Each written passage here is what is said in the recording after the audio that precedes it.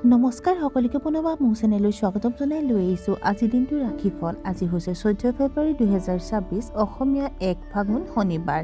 আজি সূৰ্যোদয় সময় পুৱা 5:48 আৰু সূৰ্যাস্ত সময় 5:01। আজি হৈছে দ্বাদশী তিথি আৰু কৃষ্ণপক্ষ। আজিৰ দিনটো প্ৰথম ৰাশি হ'ল মেঘ ৰাশি। আপোনাৰ এটা ইচ্ছা আজিয়ে হয়তো পূৰণ হ'ব। বন্ধু বান্ধৱীৰ সৈতে ভ্ৰমণলৈ যাব পাৰে। পুৰণি চিনাকি মানুহে কৰ্মক্ষেত্ৰত লাভৱান হ'ব। আপুনি আপোনাৰ সন্তানৰ সৈতে মানসম্পন্ন সময় কটাব। পিতৃৰ আচৰণত আপুনি বিচলিত হ'ব পাৰে। বৃষ ৰাশি। আজি আপোনাৰ বন্ধুসকলে আপোনাক লগ কৰিবলৈ আপোনাৰ ঘৰত উপস্থিত হ'ব পাৰে। অভাৱনীয় খৰচ বৃদ্ধি হোৱাৰ সম্ভাৱনা আছে। আপোনাৰ জীৱনসংগীৰ সৈতে এক আন্তৰিক সম্পৰ্ক বজাই ৰখা উচিত। অপ্ৰয়োজনীয় কামত সময় নষ্ট নকৰিব। চৰকাৰী বিষয়বোৰ অলপ কঠিন হ'ব পাৰে। মিথুন ৰাশি। নতুন ব্যৱসায় আৰম্ভ কৰাটো আপোনাৰ বাবে উপকাৰী হ'ব। ৰাজনৈতিক নেতাই হয়তো উচ্চ পদবী লাভ কৰিব পাৰে। আপোনাৰ বৈবাহিক সম্পৰ্কত সমন্বয় গভীৰ হ'ব। আপুনি সম্পূৰ্ণ ভক্তিৰে নিজৰ দায়িত্ব পালন কৰিব। শিক্ষাৰ্থীসকলে পঢ়া শুনাত অসুবিধাৰ সন্মুখীন হ'ব পাৰে। কৰ্কট ৰাশি। কৰ্মক্ষেত্ৰত আশা কৰাতকৈ অধিক আৰ্থিক লাভৰ সন্মুখীন হ'ব পাৰে। আপোনাৰ ঊৰ্ধ্বতম বিষয়াসকলে আপোনাক সকলো ধৰণে সহায় কৰিবলৈ সাজু থাকিব। কাকো সহজভাৱে বিশ্বাস নকৰিব। আপোনাৰ আৰ্থিক অস্থিৰতা কমি যাব। সকলো কাম শৃংখলাবদ্ধভাৱে সম্পূৰ্ণ কৰা হ'ব। আপুনি আপোনাৰ পৰিয়ালৰ সৈতে মানসম্পন্ন সময় কটাব। সিংহ ৰাশি। জটিল বিষয়বোৰ বুদ্ধিমান ৰূপে সমাধান কৰিব। আপুনি আপোনাৰ সন্তানৰ প্ৰয়োজনীয়তাৰ বাবে ধন খৰচ কৰিব পাৰে। বৃদ্ধসকলৰ স্বাস্থ্যৰ যত্ন লোৱা উচিত। আপুনি আপোনাৰ প্ৰতিভা বিকাশৰ বাবে পদক্ষেপ গ্ৰহণ কৰিব। মহিলা স্থানীয় লোকসকলে নিজৰ কেৰিয়াৰক লৈ চিন্তিত হ'ব পাৰে। কন্যা ৰাশি। দিনটো আৰম্ভ হ'ব পাৰে আপোনাৰ বাবে নেতিবাচক কথাৰে। আপোনাৰ ব্যৱসায়ত অলপ প্ৰতিকূল পৰিস্থিতিৰ সৃষ্টি হ'ব পাৰে। ভৰিৰ বিষত আপুনি অসুবিধা পাব পাৰে। প্ৰেমৰ সম্পৰ্কত ভুল বুজাবুজিৰ সমাধানৰ বাবে এইটো এটা শুভ সময়। চিন্তাশীলভাৱে কাম কৰিলে আপোনাৰ বাবে উপকাৰী বুলি প্ৰমাণিত হ'ব। তুলা ৰাশি।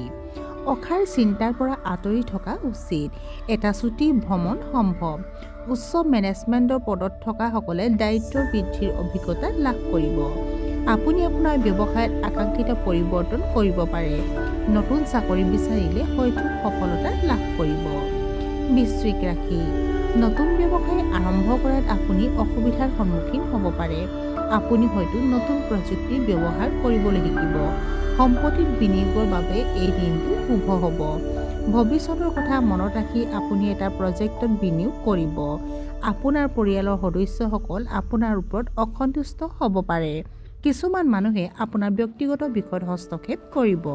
ধনু ৰাশি। নতুন ব্যৱসায়ত টকা বিনিয়োগ কৰিব পাৰে। আপোনাৰ জীৱনসংগী অতি ৰোমান্টিক মুডত থাকিব। কৰ্মক্ষেত্ৰত অস্থিৰতা এৰাই চলিব। যদি আপুনি অসুস্থ তেন্তে চিকিৎসকৰ পৰামৰ্শ ল'ব পাৰে। বিদ্বান লোকৰ লগত আপোনাৰ যোগাযোগ বাঢ়িব। মকৰ ৰাশি। জীৱনসংগীৰ লগত মতাদৰ্শগত সামঞ্জস্যৰ অভাৱ হ'ব পাৰে। বিতৰ্কিত বিষয়ত নিজৰ মতামত দিয়াৰ পৰা আঁতৰত থাকক। বহিৰাজ্যত বাস কৰা বন্ধু বান্ধৱীৰ লগত দীঘলীয়া আলোচনা হ'ব পাৰে। আপোনাৰ ঘনিষ্ঠ মানুহৰ লগত মতানৈক্য হোৱাৰ সম্ভাৱনা আছে। আজি কোষ্ঠকাঠিন্য আৰু গেষ্ট্ৰিকৰ সমস্যাই আপোনাক অসুবিধা দিব পাৰে। আপোনাৰ চিকিৎসাৰ খৰচ বৃদ্ধি হ'ব পাৰে। কুম্ভ ৰাশি। দিনটোৰ আৰম্ভণি অংশটো আপোনাৰ বাবে যথেষ্ট শুভ হ'ব।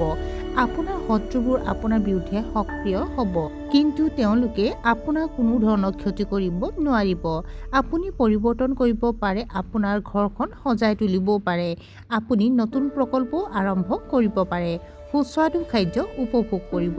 আৰু আজিৰ দিনটোৰ শেষৰ ৰাশিটো হ'ল মীন ৰাশি। আইনী বিষয়ত আপুনি বিজয়ী হ'ব। ব্যৱসায়ীসকলে যথেষ্ট বিক্ৰী কৰিব পাৰে।